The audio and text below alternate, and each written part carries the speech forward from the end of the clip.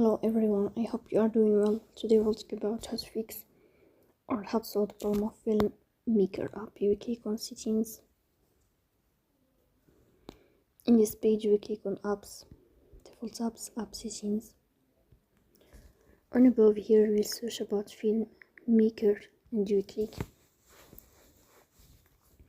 In this page of app on 4 you click on first stop and you click OK. Here you will enter to storage. Then we click on clear cache.